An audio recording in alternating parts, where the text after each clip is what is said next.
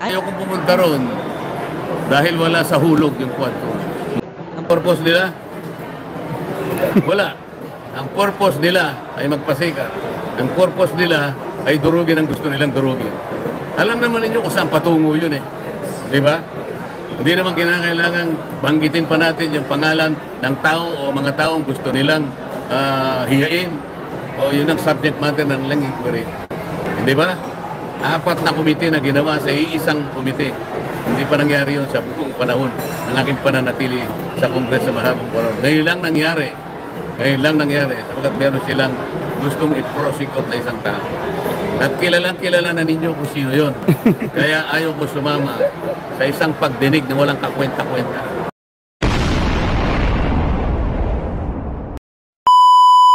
Taong bayan, sa inyo pong paggamad ngayon na tumakbo po kayong senador. Pagpapatuloy ko yung aking advocacy na ang pamamahala sa ating bansa ay kailangan nakabase sa katarungan, sa pagkakaisa, sa katwiran at sa katotohanan. Hindi dapat nag-aaway-away ang mga leaders natin.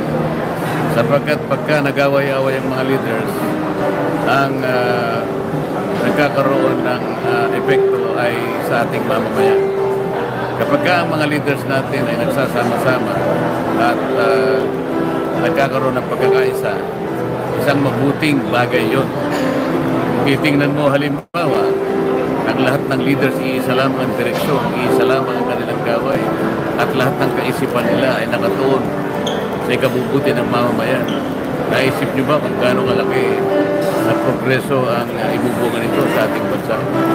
Pero kapag nagsimula na mag-away-away, katulad ng nangyari ng mga nakahuling araw, pati ba naman na hopya ay pag-aawayan natin? Ito yung makikita mo na napakalungkot na mangyayari. Makukompromiso, mawawalan ng kabuluhan ang lahat ng ginagawa kapag walang pagkakaisa. So ang aking pagtakbo ay sumisimbolo, lumalarawan sa aking pagnanais na magkaroon ng tunay, ulitin ko, tunay na pagkakaisa. Kasi ito lamang ang basihan para umangat ang ating bansa. Congressman, napansin po namin noong nagkaroon po ng hearing patungkol po dito sa budget ni Vice President Sara Duterte ay isa lang po kayo sa nag-re-raise at tungkol na po dito sa tinatawag na yung tobalian ng Kongreso. Bakit po sa tingin po ng mga viewers mukhang hindi po yata ginagalang ng mga kasamahan ninyo? Yun nga yung nalulungkot ako. Kaya lang, yung minsan, intindihin mo na lamang sila. Lahat kasi nung mga nagtatangka na pagtatanungin ang Vice President, mga bagito kasi lahat yun eh. Ako, tumagal ako sa Congress, na-observe ko yung tradisyon at pagkagalangan sa kapwa sangay ng pamahalaan. Pagka executive department, legislative at saka judiciary, yung mga pinuno nito, dahil sa ang basyan dito ay pagkagalangan at pagtitiwala, hindi na tinatanong yun eh. Kasi paglalatag lang yun ng budget. Ang ginawa nila sapagkat bagito sila at hindi nila naiintindihan, akala nila yung pagharap ng Vice President ay investigasyon. Nakalimutan nila. Budget briefing lang yun. Hindi naman na ibig sabihin kung susundan namin yung tradisyon, hindi naman ang ibig sabihin ay pinagtatakpan natin kung ano man ang anomalya. Kahit anong opisina ng gobyerno ang kasulat sa atin sa Ligat Batas, hindi makakaiiwas doon sa accountability. Lahat ng opisina, lahat ng naglilingkod sa pamahalaan, accountable tayong lahat. Walang iiwas doon, walang exempted doon. So iba po yung nagpipresent ka lang ng budget. Iba naman yung susuriin yung pagkakagasta ng budget.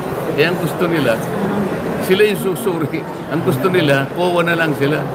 Kaya yung sinabi ko, mag-resign na lang kayo as members of the House of Representatives, mag-apply kayong lahat sa COA. Para sa ganun, tama yung ginagawa nyo. Huwag nyo uunahan ang COA. Di ba? Doon kami nagkakaaway-away. Ngayon, kung di nila makita yung katwiran, wala na akong magagawa. Tinanggal nila lahat ako sa komite.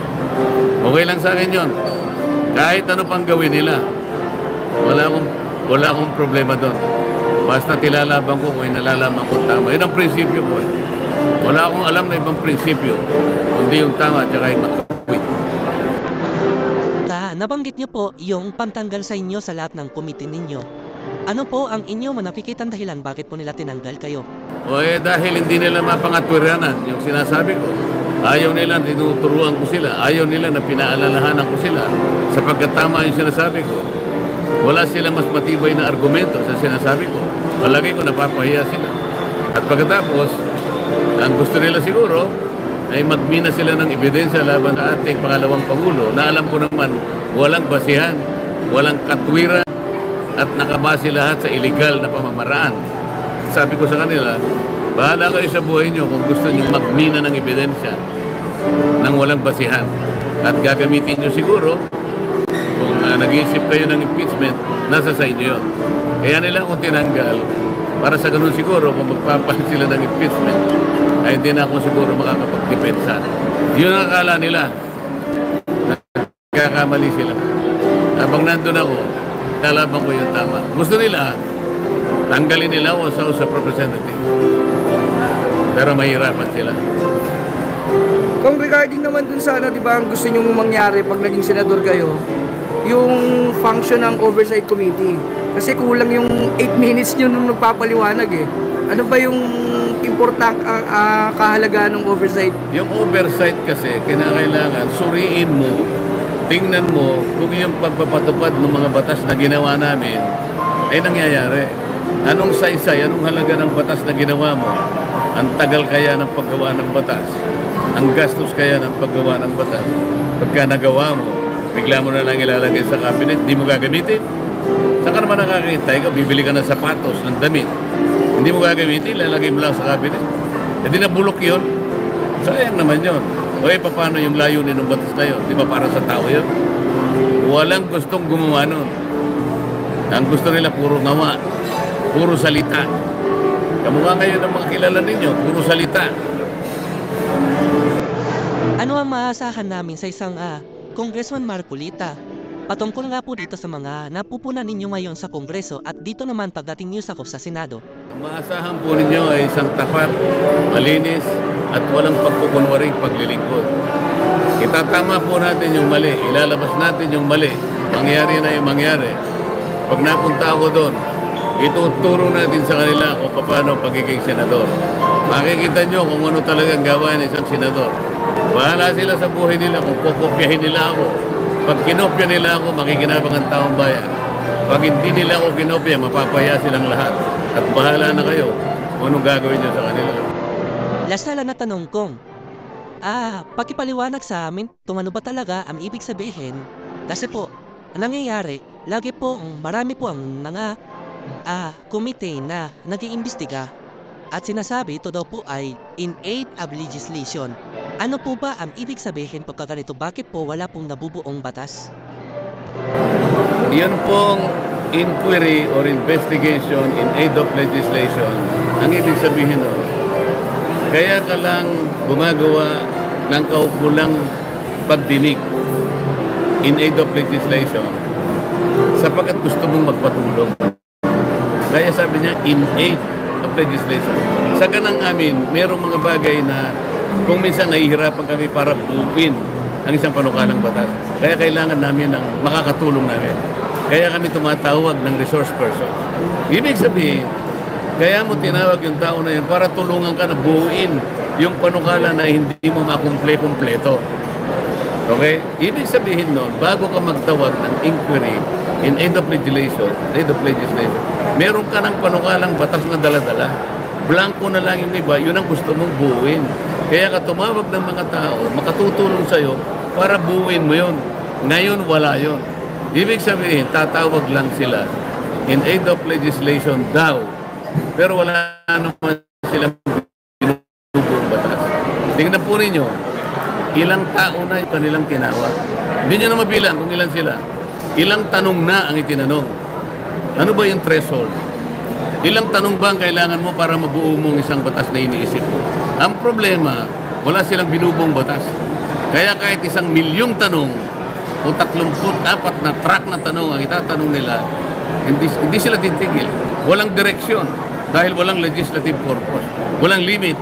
Ang ibig lang sabihin niyan, hindi sila nag-iimbestiga in aid of legislation, but they are investigating in aid of prosecution. Isang bagay na mali at hindi pinapayagan ng ating saligang batas. Sabi ng ating Korte Suprema, ang Senado, ang Kongreso ay hindi binuo para mag-imbestiga ng krimen. Hindi kayo piskal, sabi niya, hindi kayo korte.